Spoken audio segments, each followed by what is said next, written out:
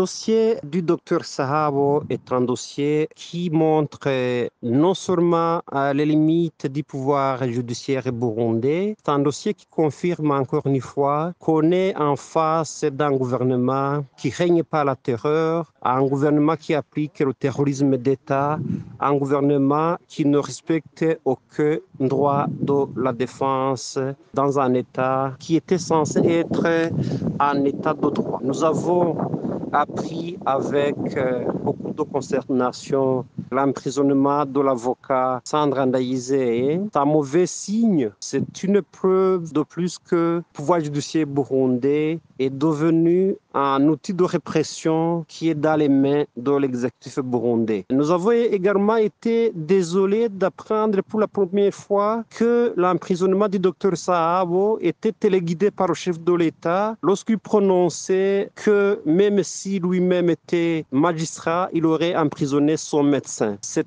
une mauvaise image quant au fonctionnement des institutions de l'État. C'est une mauvaise image pour la justice burundaise. Nous pensons que tous les droits des citoyens aujourd'hui ne sont plus garantis parce que nous savions auparavant qu'il y a des dysfonctionnements graves de la justice. Mais jusqu'ici, tout au moins les justiciables avaient largement le droit d'être défendus par des avocats de leur choix, même si d'autres exceptions avaient existé dans le temps.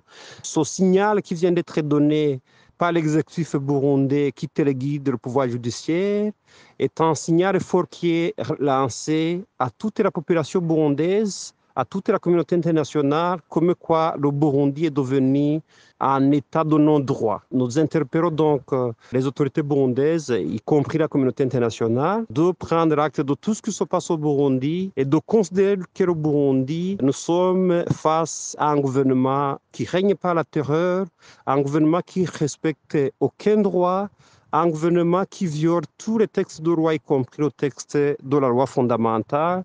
Et pour le cas d'espèce, nous pouvons citer l'article 23 de la Constitution qui interdit à l'État et à tous ses organes de pouvoir traiter arbitrairement ses citoyens. Ce qui vient de se faire dans le dossier du docteur Sahabo, où son petit frère a été emprisonné, où son avocat a été emprisonné. Nous pensons que c'est un acharnement, un traitement arbitraire qui est imposé aux citoyens, y compris à ceux qui défendent les droits des autres. Et c'est une situation grave.